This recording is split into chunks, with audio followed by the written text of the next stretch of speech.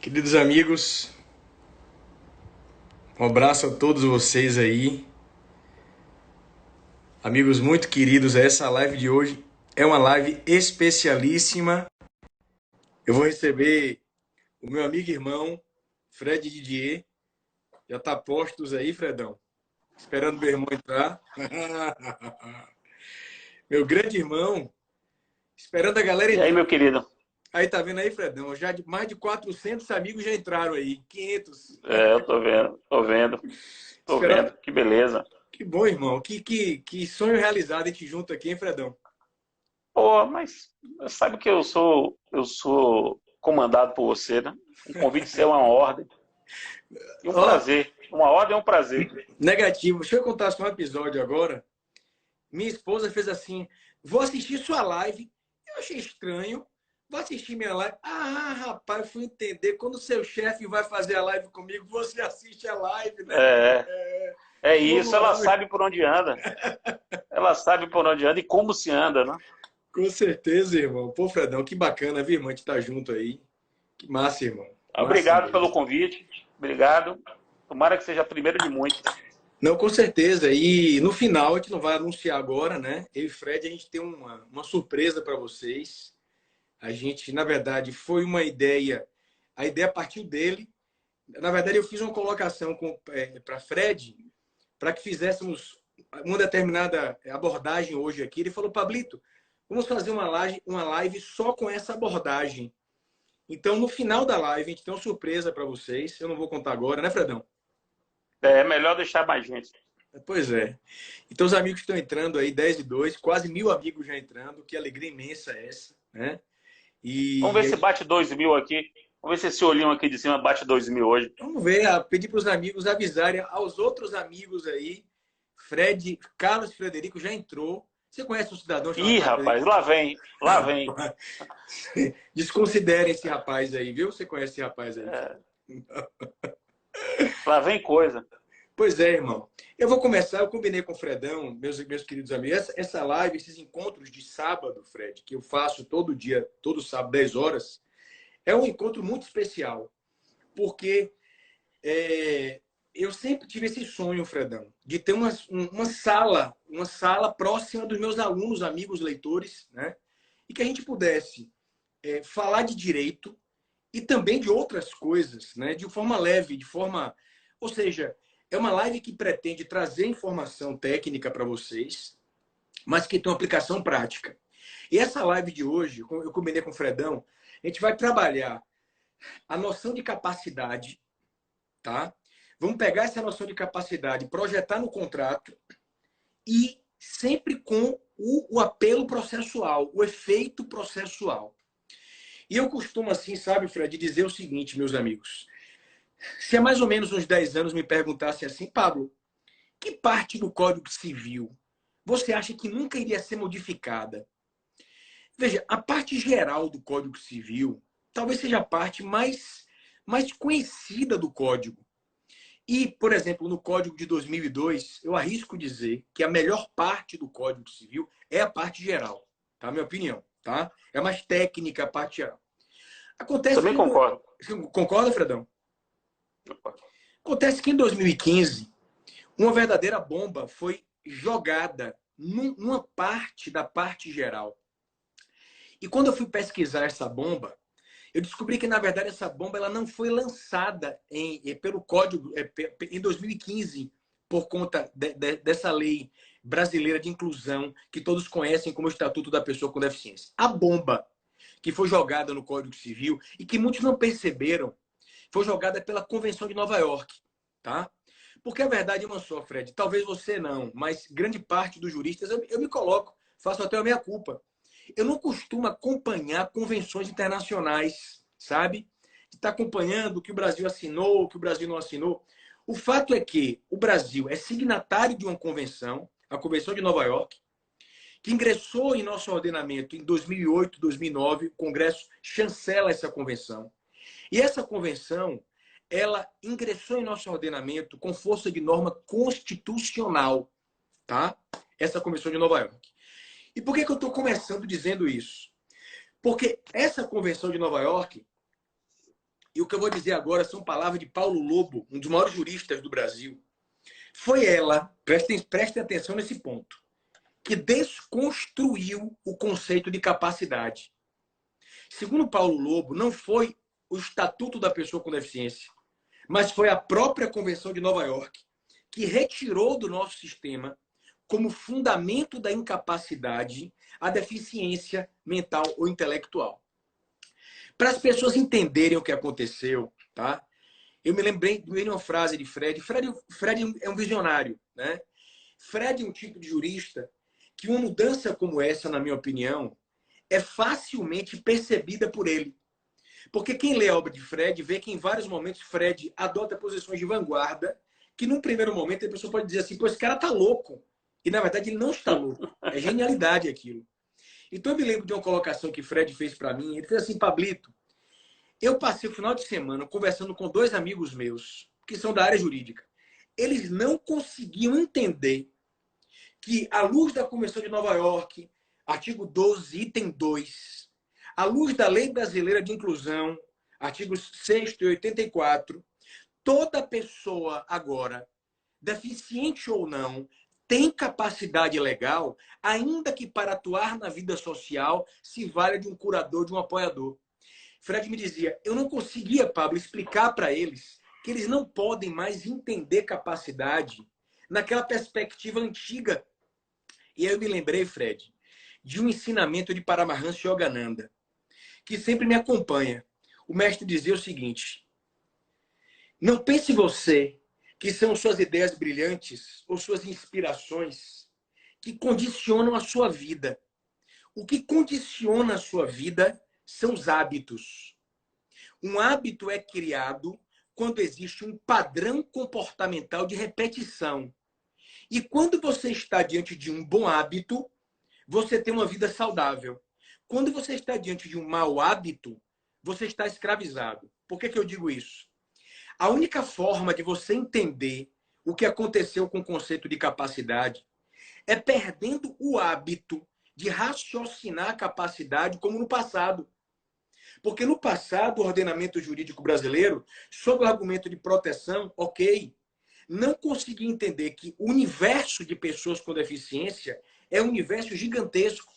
E na prática, eu falo agora como magistrado, na prática, as pessoas eram generalizadamente, quando deficientes mentais ou intelectuais, rotuladas como incapazes e conduzidas a um procedimento de interdição, dando a esse curador poderes gerais, quando muitas vezes essa pessoa tinha capacidade de autodeterminação. Ela tinha uma capacidade de autodeterminação. Eu vou lhes dar um exemplo. A pessoa com Down. A pessoa com Down pode trabalhar? Pode, Pablito. E trabalha com mais amor do que muita gente. Pode trabalhar, pode ter sua economia, tá?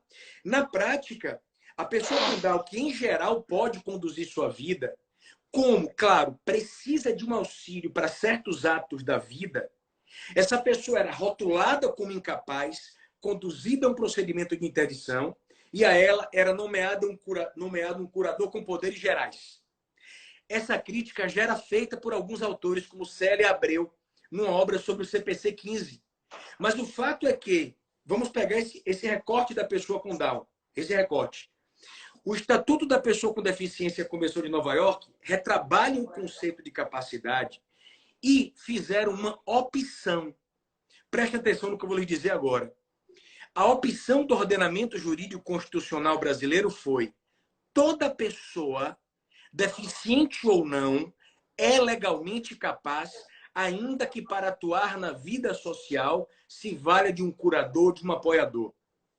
É claro que essa mudança ela é mais sentida positivamente para alguém que tem em sua família uma pessoa com deficiência moderada, uma deficiência leve, uma pessoa no espectro autista moderado, falarei sobre o autismo ainda hoje, tá?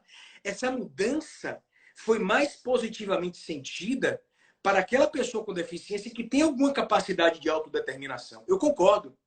Mas a opção da lei foi uma inclusão geral.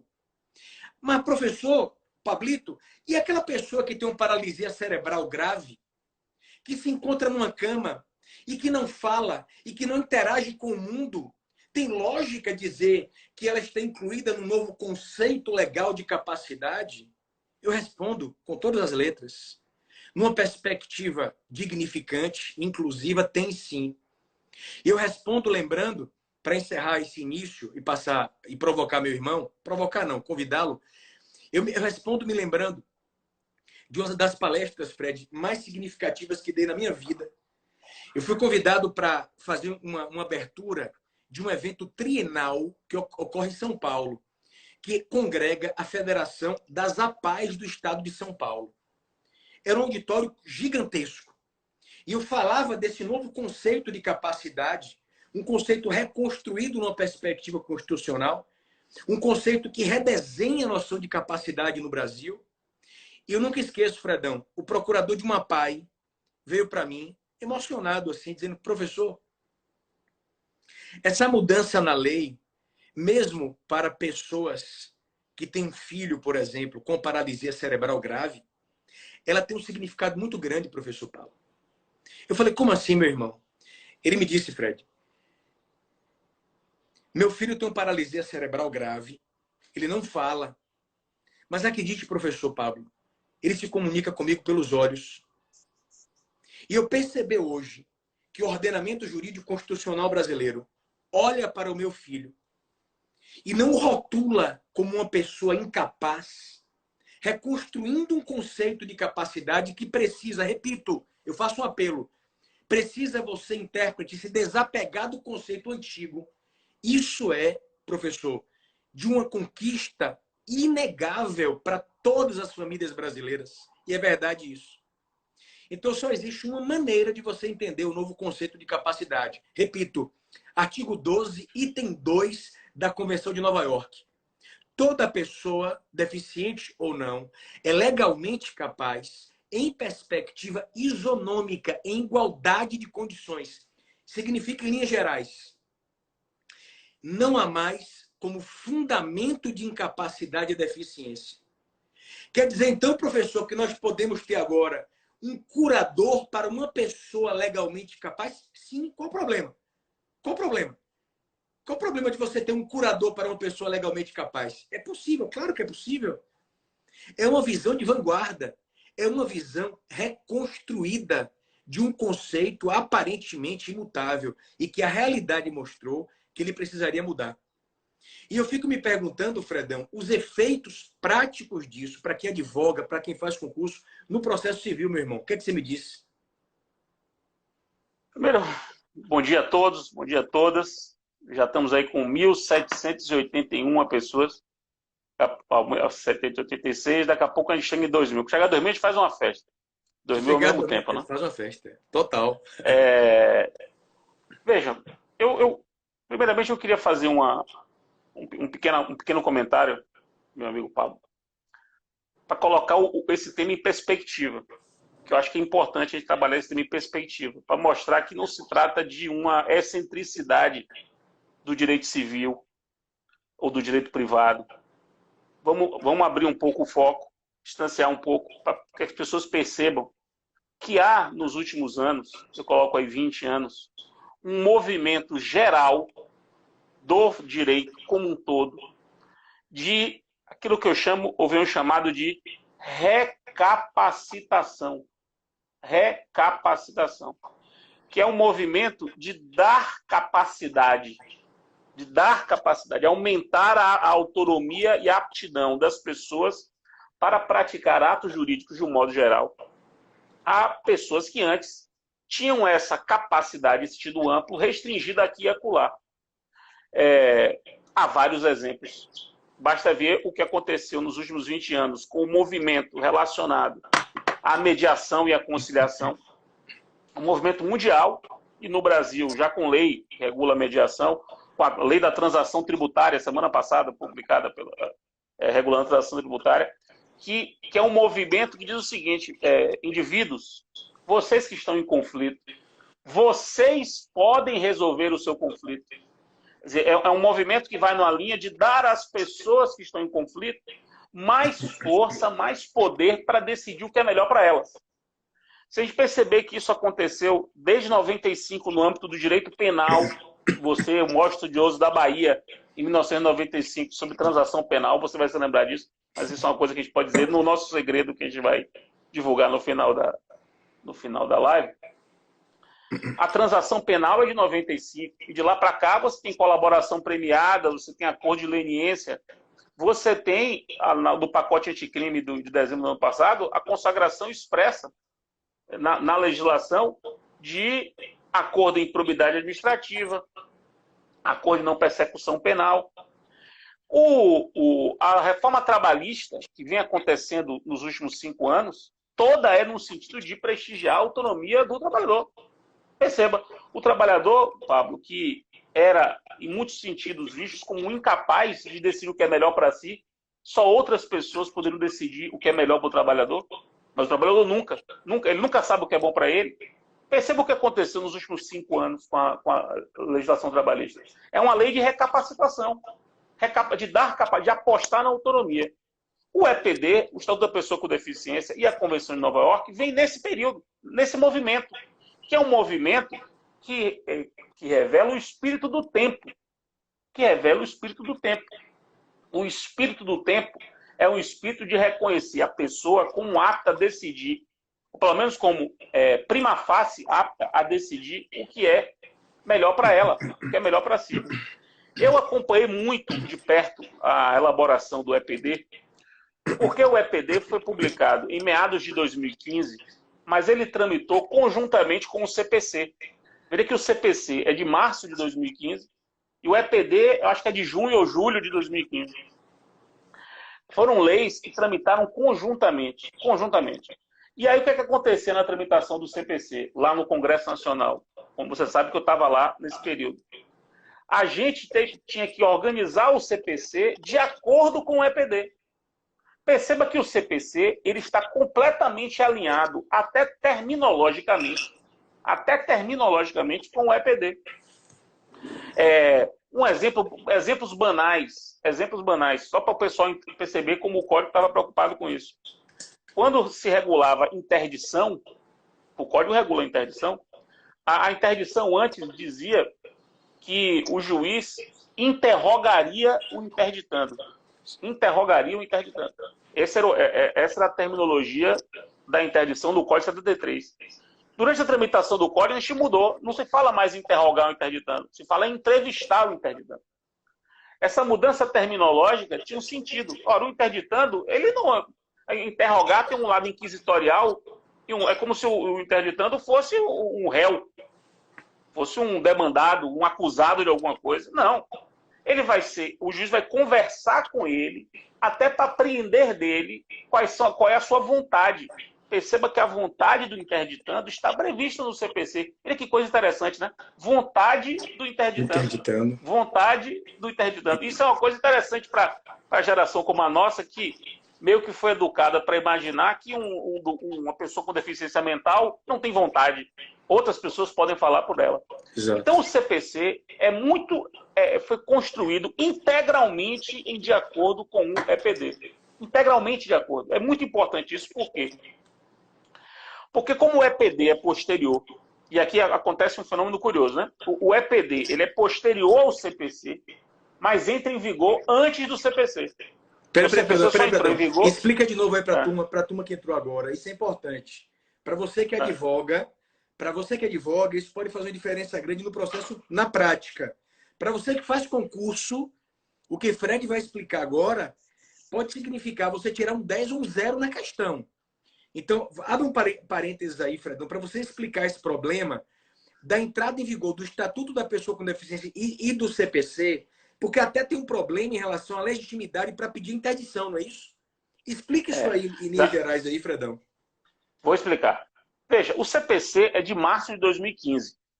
Então, o pessoal que está anotando, a cronologia é a seguinte: o CPC é de março de 2015. E a vacácio dele é de 1 ano. Então, ele começaria a viger em março de 2016. O EPD é de junho, julho de 2015. 2015. 3 ou 4 meses depois do CPC. E ele entraria em vigor dezembro de 2015 ou janeiro de 2016. A conta é mais ou menos essa, 3 meses de vacácio, 3 ou 4 meses de vacácio. Então entraria em vigor em dezembro de 2015 ou janeiro de 2016. Portanto, olha que, aí a curiosidade, o CPC ele é anterior ao EPD, mas entra em vigor depois do EPD. Então isso é importante. Ou seja, o EPD entrou em vigor antes do CPC, embora o EPD seja posterior ao CPC. Peraí, repita, a neurose de clareza minha. Repita essa parte aí, repita. Vamos lá. Eu vou repetir com as mesmas palavras, só porque não consigo dizer de outra forma. O CPC ele é anterior ao EPD, portanto o EPD é posterior ao CPC, mas o EPD entrou em vigor antes do CPC. Porque a vacácio do EPD era menor do que a vacácio do CPC. Isso, 180 dias do Estatuto da Pessoa com Deficiência. Então foi em janeiro de 2016 que entrou em vigor o EPD e em março de 2016 entrou em vigor o CPC. E aí veja que coisa interessante. O CPC de 2015, pessoal, eu vou falar bem devagar porque isso não é muito fácil. O CPC de 2015, ele revogou o artigo do Código Civil que atribuía legitimidade para propor a interdição. Por quê? Porque o CPC incorporou ao CPC os legitimados à interdição. Então, o que é que o CPC fez? Ele trouxe para dentro do CPC a previsão dos legitimados para propor a interdição e, com isso, revogou o Código Civil que cuidava do assunto para que não houvesse duas leis cuidando do mesmo assunto. Então, o CPC incorpora o rol dos legitimados para propor a interdição e revoga o Código Civil, no artigo correspondente. Isso em março de 2015, quando o CPC saiu. Vem o EPD, em meados de 2015, e muda. Veja que coisa interessante, Paulo. O EPD muda o artigo do Código Civil sobre legitimidade para interdição, para incluir no artigo do Código Civil sobre legitimidade da interdição um novo item, para permitir a autointerdição. Ou seja, a pessoa com deficiência, ela mesma pode pedir a sua interdição. O que é um paradoxo legislativo lindo, porque é uma pessoa que é capaz, ela tem plena capacidade de pedir o reconhecimento da sua incapacidade. Ou seja, ela tem capacidade para pedir ao juiz que reconheça que ela tem alguns limites de capacidade. Isso é uma coisa engraçada, que eu acho ótimo. Eu acho ótimo, acho bonito isso. E correto. Eu acho a autointerdição uma coisa correta. Aí o que aconteceu? Vem o EPD que promoveu a autointerdição no Código Civil e entrou em vigor em janeiro. Então, em janeiro de 2016, o artigo do Código Civil lá tinha a previsão de autointerdição. Só que esse artigo do Código Civil tinha sido revogado pelo CPC. Lembre-se disso. Esse artigo estava revogado pelo CPC. Bateu e aí, em março de 2016... bateu 2000 agora, viu, Fred? Massa. Você merece, Pablo. Nós dois. Você merece. E aí, em março de 2016, portanto, 3 meses depois do início da vigência do EPD, aquele artigo que o EPD alterou passou a ser revogado pelo CPC. Ou seja, formalmente, essa autointerdição só durou 3 meses no Brasil, formalmente, porque ela entrou em vigor em janeiro de 2016, para março de 2016 já caiu o artigo respectivo pela revogação do CPC. Olha que confusão. Aí o que eu defendo? E por isso que aquela premissa anterior me parece importante. O que é que eu defendo? Que é preciso interpretar o EPD e o CPC conjuntamente. O CPC, em 2015, revogou o artigo do Código Civil que tinha uma lista, uma fotografia. Em março de 2015, você fotografava o artigo do Código Civil que tinha 4 incisos. Esse artigo com 4 incisos foi revogado pelo CPC. Tempos depois, vem uma lei que acrescenta mais um inciso, só que isso foi depois do CPC. Mais um inciso àquele artigo.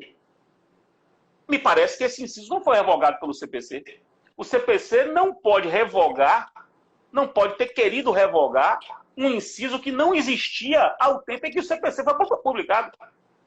Consequentemente, eu defendo que a autointerdição é permitida no Brasil. Permitida. Se você for ao Código Civil, você não vai encontrar o artigo. Você pega no planalto.gov.br, planalto.gov.br, você vai ver lá, procurar o artigo, não está lá, porque esse artigo foi revogado pelo CPC. Só que ele foi revogado num tempo em que ele tinha X incisos. Um inciso a mais, que for da autointerdição, veio depois do CPC. Como é que o CPC pode revogar uma lei futura? Você já viu disso? O cara revogar uma lei para frente. Não Você tem revoga como. para trás. Você, não tem como. Então, essa conciliação é importante, só para arrematar o raciocínio, as pessoas têm que entender que há um diálogo de irmãos entre CPC e EPD. Eles são leis inspiradas no mesmo propósito, no caso, a mesma Convenção de Nova York.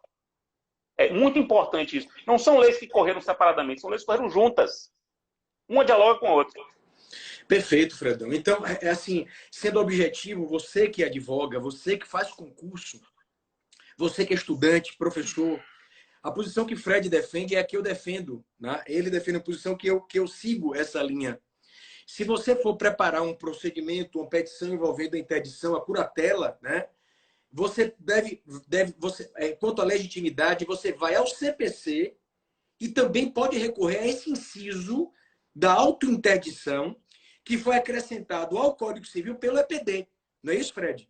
Então você vai ao Código sendo que Processo e ao Código exatamente. E ao artigo do Código Civil cujo inciso foi acrescentado pelo EPD. É uma coisa tão Agora, surreal. cuidado, porque você vai... porque o pessoal tem que ter cuidado com isso. Porque se ele for esse artigo do Código Civil no site... Vai estar revogado lá. Vai estar revogado. É. Aí você, mas Fred, está revogado lá. Mas aí é aí que está o problema, e por isso que entra a gente aqui na história, que é a pessoa que estuda o direito para poder compreender a relação entre as leis. O que foi revogado foi o que existia ao tempo da edição do CPC. Ou seja, o que foi revogado foi aquele artigo na letra que existia em março de 2015. Esse inciso da autointerdição veio depois. Se ele veio depois, ele não pode ter sido revogado por um código que não imaginava que ele existia. É um negócio um pouco estranho, é uma atrapalhada legislativa, mas é assim que tem que ser. Exatamente. Não faz sentido você imaginar que uma lei posterior, que é o EPD, previu a autointerdição, e uma lei anterior ao EPD vai revogar isso. Porque seria assim, como é que uma lei anterior ao EPD vai revogar uma disposição do EPD que é nova, que é a da autointerdição? Perfeito. É algo assim tão impactante isso tudo, sabe, meus amigos queridos, sobre essa reconstrução do conceito de capacidade, que eu me lembro que eu dava uma aula em um determinado estado, muito querido para mim, e eu dizia que hoje você não tem dois conceitos de capacidade, só existe um conceito de capacidade. Tá? Essa ideia de que o Estatuto criou um conceito de capacidade para pessoas com deficiência é uma interpretação completamente equivocada, inconstitucional e discriminatória. Vai de encontro ao que Fred colocou, ao que estamos colocando. Então, eu dava uma aula dizendo que esse novo conceito de capacidade, olhem para mim, entendam isso, meus amigos do coração. Hoje você tem de colocar na cabeça que a deficiência não é causa de incapacidade civil, porque existe um conceito reconstruído. À luz do artigo 12, item 2 da Convenção de Nova York, toda pessoa, deficiente ou não, tem capacidade legal, em igualdade de condições, mesmo que para atuar na vida social se valha de um curador ou de um apoiador. Já colocamos isso como premissa. Aí o cidadão levantou a mão numa aula, fez assim: ô Pablito, olha a pergunta que ele me fez. Quer dizer, então, que agora, se a pessoa com deficiência, diante desse novo conceito de capacidade, eu não posso mais dizer que ele é civilmente incapaz. Quer dizer, então, que eu posso agora, professor, colocar meu carro na vaga destinada à pessoa com deficiência. Porque se elas têm igualdade de condições. Aí eu parei naquela hora, respirei, porque a respiração é a chave, entendeu, Fred? Você, Fredão, você vai viver 150 anos, Fred. Porque você é calmo, você respira devagar. Já percebeu isso? É uma virtude isso. Eu não percebi. Sobre a minha respiração, eu não percebi. Sobre a minha calma, eu até já percebi. Sobre a respiração, não. Disse, amigo, a reconstrução do conceito de capacidade não neutraliza todo o sistema de normas que buscam uma isonomia concreta, uma igualdade, um reequilíbrio concreto. Inclusive, o próprio Estatuto da Pessoa com Deficiência é um microsistema jurídico poderosíssimo. Não pense você que a Lei Brasileira de Inclusão é uma lei que só interessa a quem tem deficiência. Não. É uma lei que reconstruiu parte do direito brasileiro, com impacto na parte geral do Código Civil, nas relações contratuais. O Estatuto da Pessoa com Deficiência trata a pessoa com deficiência, Fred, cuida como consumidora. Uma pessoa com Down pode comprar um produto com defeito e não Posso podia fazer ingressar. Deixa eu lhe fazer uma provocação. A pessoa com Down não podia ingressar no juizado em que eu atuo como magistrado. A pessoa com Down comprou um celular. Ok, gol de defeito. A pessoa com Down foi até o juizado.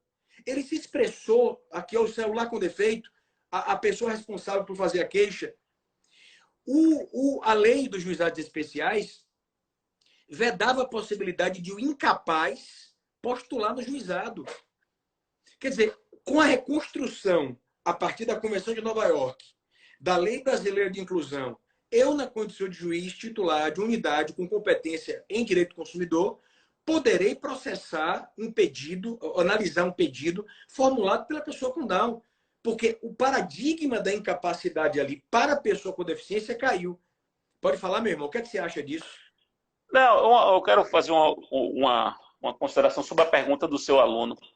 As pessoas confundem pessoa com deficiência, quer dizer, rotulam, como você bem colocou, colocam dentro de uma caixa pessoas com qualquer deficiência. Por exemplo, eu tenho miopia. Isso é uma deficiência. Uma deficiência. A deficiência pode ter esse nível. A minha miopia é uma deficiência. Eu sou incapaz, poderia, mesmo no conceito anterior, mesmo no padrão anterior, seria incapaz. Não, exatamente. A vaga de estacionamento não tem nada a ver com deficiência mental. Não tem a ver com deficiência motora. Motora, exatamente. E pessoas com deficiência motora nunca foram incapazes. Não é que, não, é que não são agora. Nunca foram incapazes. Exatamente. Salvo num tempo, e aí eu vou fazer esse registro, houve tempo em que pessoas com deficiência motora eram consideradas incapazes para algumas coisas, porque elas eram vistas como pessoas amaldiçoadas. No tempo remoto. Tem uma anotação nas ordenações filipinas, que é no século XVII, as ordenações filipinas do século XVII. Tem lá veja que coisa interessante para a gente perceber, isso é bom para suas aulas, né? Tem uma regra que dizia quem é que pode testemunhar, quem é que pode e quem não pode testemunhar. Portanto, capacidade para o testemunho. Aí falava lá de 3 pessoas, falava que as pessoas não dignas de fé não podiam testemunhar. Está nas ordenações filipinas. As pessoas que não são dignas de fé. Aí um anotador, o comentarista, o glosador da época, colocou a seguinte glosa. O aleijão, ele é digno de fé. Ele pode depor. Ora, para que haja uma glosa, para que tenha havido uma glosa, para o cara dizer que o aleijão ele pode depor, é porque era uma questão. Era uma questão para aquela época. Era uma questão. O cara é um aleijão, pode ser que não seja digno de fé. Então, a percepção desse seu aluno é uma percepção, mesmo que ele não tenha percebido, que é imemorial. Né? Ele vem de um tempo em que pessoas com deficiência, lato sensu, como se houvesse alguém sem deficiência. Veja que onda. Como se houvesse alguém sem deficiência. Todas as pessoas com deficiência. Algumas incapacitam para algumas coisas. Down, por exemplo, incapacita para algumas coisas, mas para boa parte delas não. Down casa, Down se forma, Down trabalha. O contrato de trabalho é assinado pelo Down. O contrato de casamento é assinado pelo Down. A escolha da sua profissão é assinada pelo Down. O Down tem problemas físicos e alguma deficiência cognitiva. Alguma. Varia de acordo com...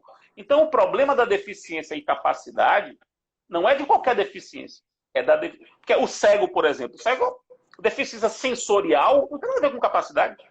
Nada a ver com capacidade. Não. Inclusive... A deferência locomotora também não. Então, é preciso as pessoas perceberem que quando se fala de deficiência e capacidade, é a deficiência cognitiva, a deficiência intelectual. Isso é importante, eu costumo bater nas minhas aulas. E em relação às ordenações, você vê como essa visão, as ordenações, elas também previam que se o homem encontrasse a mulher em adultério, ele teria o direito de matar, salvo se o amante que foi encontrado com a mulher dele fosse fidalgo desembargador. Olha que coisa louca.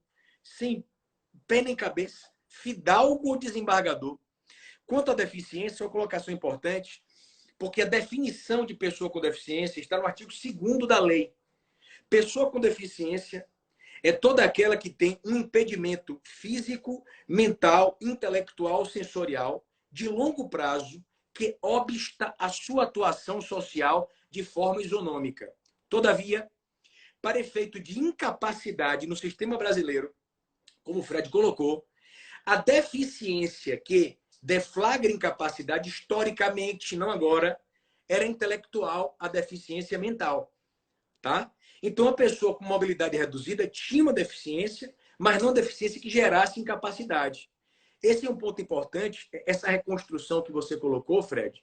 E eu aqui vou abrir um outro ponto, já na segunda parte da live nossa, porque, veja, a importância disso, Fredão.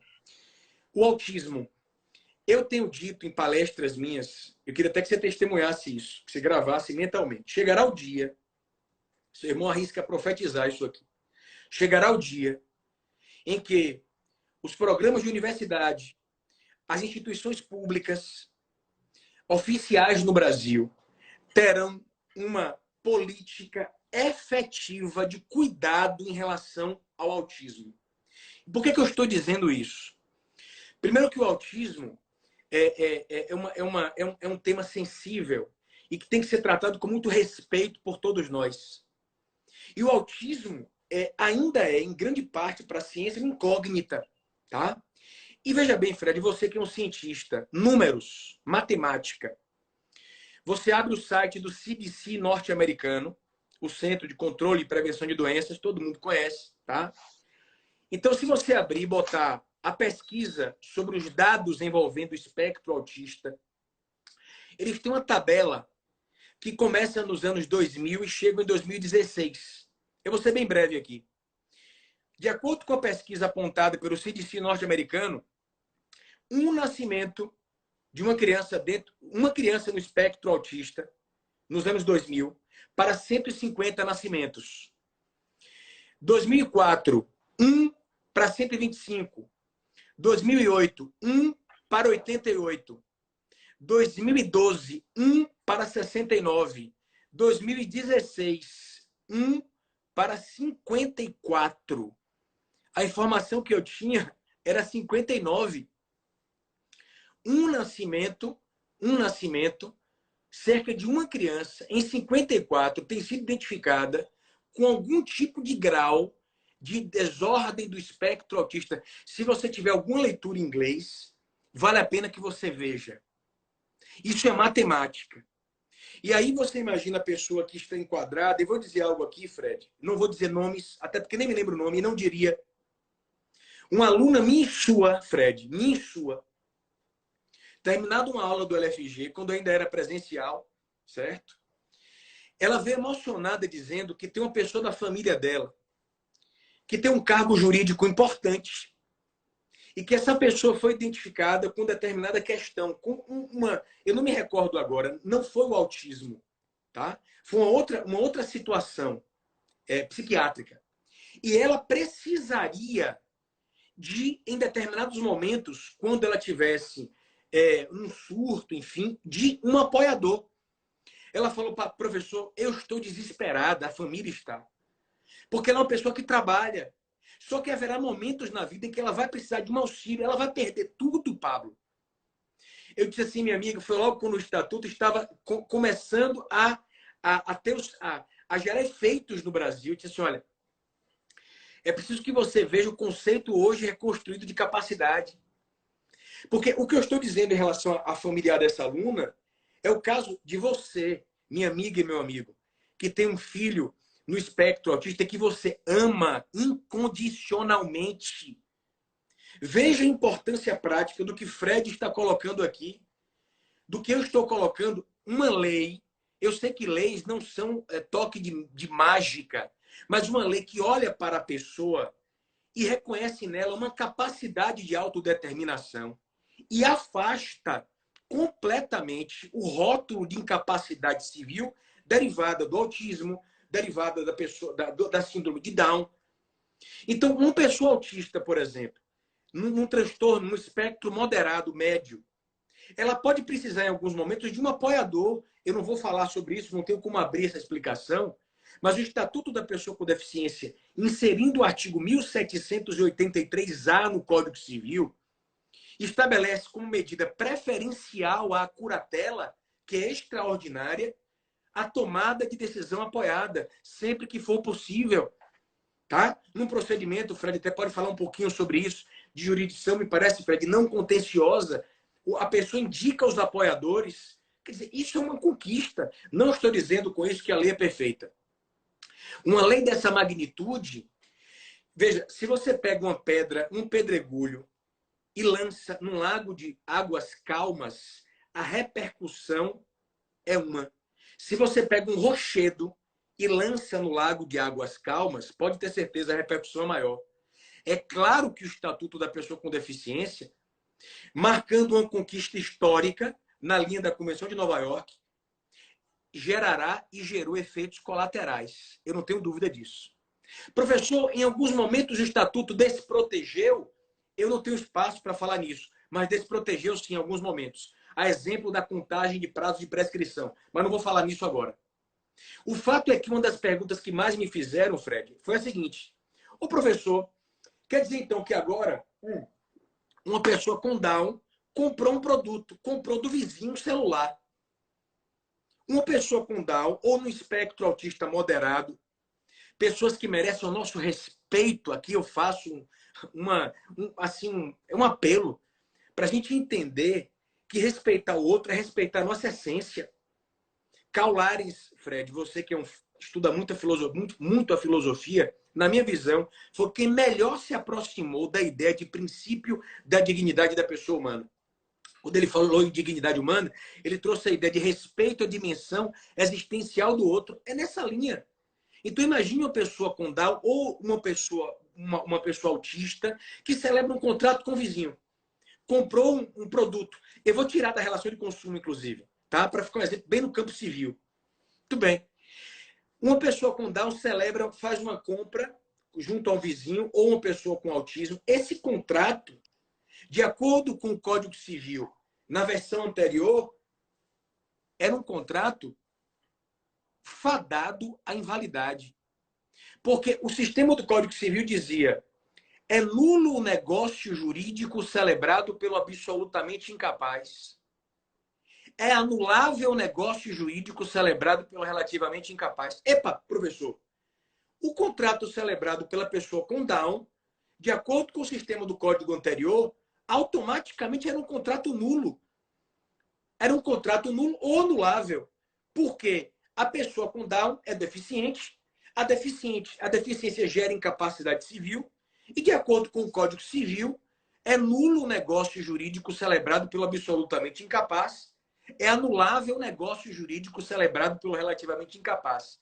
E como nós aprendemos que a pessoa com Down é incapaz, o contrato é automaticamente nulo. Hoje, isto não existe mais. Eu publiquei um texto e coloquei isso em minhas obras, um tópico específico. Eu fiz uma pesquisa, Fredão. Não encontrei fonte bibliográfica nenhuma. Eu saí do zero. Analisando exatamente a situação do contrato hoje, você que é advogado, hoje celebrado por uma pessoa com Down, hoje celebrado por uma pessoa no espectro autista. Você não pode dizer, esse contrato é automaticamente inválido, porque a deficiência gera incapacidade civil. Não. Deficiência não gera incapacidade civil. Ah, professor, se o contrato não é inválido e essa pessoa sofreu um prejuízo, ela está completamente desprotegida, não é, professor? Como o Fred falou, a tarefa nossa, estudiosos do direito, é encontrarmos saída para situações como essa e não negar a conquista da lei. Então eu tenho defendido, meu irmão, Fredão Bacana de Dias Júnior, que o contrato celebrado pela pessoa com deficiência mental, intelectual, que gere prejuízo a ela por conta da situação de deficiência, logicamente, não pode ser considerado inválido por conta da deficiência. Está muito claro isso aqui. Mas eu tenho defendido mecanismos de enfrentamento do caso pelo juiz. Por exemplo, no caso de a pessoa não ter curador ou apoiador nomeado, eu tenho defendido a aplicação da teoria dos defeitos do negócio porque geralmente ela vai ser vítima de dolo ou lesão, de forma mais facilitada, por exemplo, por meio da inversão do ônus da prova.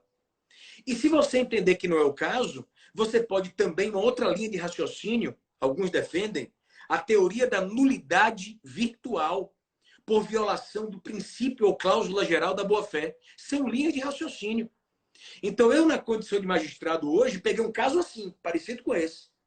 A pessoa tinha uma deficiência, eu não poderia considerar automaticamente invalidado o contrato por conta da deficiência. Mas eu apliquei a teoria dos defeitos do negócio jurídico mais favoravelmente a ela. Eu entendi pela inversão do ônus da prova.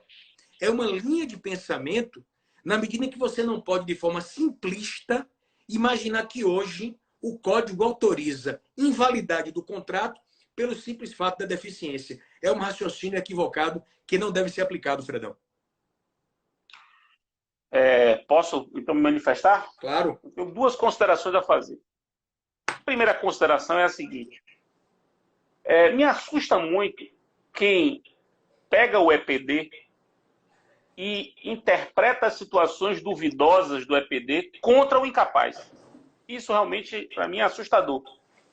Você pegar uma lei que veio para proteger, quando eu falo incapaz, é a pessoa com deficiência. Vem o EPD, que é uma lei para proteger a pessoa com deficiência, e aí, em situações duvidosas sobre sua interpretação, você opta por interpretar contra a pessoa com deficiência. Eu acho que a primeira diretriz hermenêutica evidente, sobre o standard de interpretação do EPD, é que o EPD tem que ser interpretado em favor da pessoa com deficiência, não contra. Por que eu estou dizendo isso? Porque logo depois que saiu a lei, você vai se lembrar disso, amigos nossos publicaram artigos dizendo que todas as interdições decretadas no Brasil deveriam cair automaticamente. Não existe, não tem lógica. É uma percepção tão equivocada que eu até comentei isso com você na época. Comentou. Eu fiquei triste e fiquei sem vontade de falar. Então, esse é o primeiro ponto. O segundo ponto, Pablo, me permita fazer uma nuance sobre o que você disse. Eu não concordo 100% com o que você disse. Se você me permite fazer uma pequena ponderação. É porque eu acho que isso parte de uma premissa que a gente tem diferente, que eu sei que a gente pensa diferente. Para mim, a decisão que interdita, e para usar um termo mais novo, uma decisão que constitui o curador, a curatela, é uma decisão, no meu modo de ver, constitutiva. Ela reconhece uma situação de fato que já existia, que é uma eventual deficiência. Então, a situação de fato já existia, mas a partir da decisão, aquele sujeito que tinha uma determinada deficiência se torna um sujeito em regime de curatela, portanto, com restrições à prática de determinados atos jurídicos. Consequentemente, para mim, isso vale para o tempo passado e vale muito mais para hoje.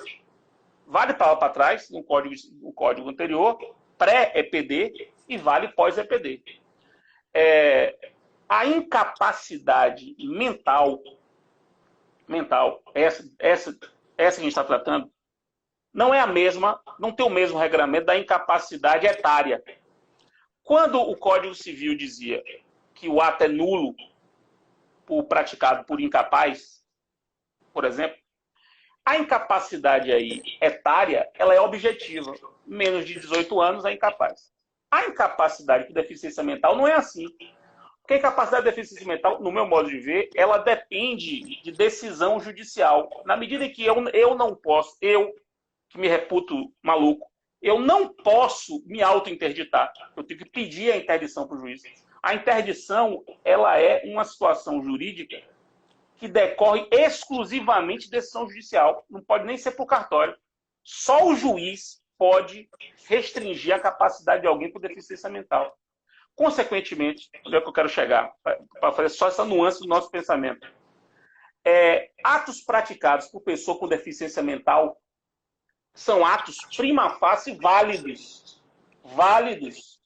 Desde sempre. Válidos. Salvo se for uma pessoa com deficiência mental interditada. Porque se a pessoa for com deficiência mental já interditada, isso é importante na análise do caso.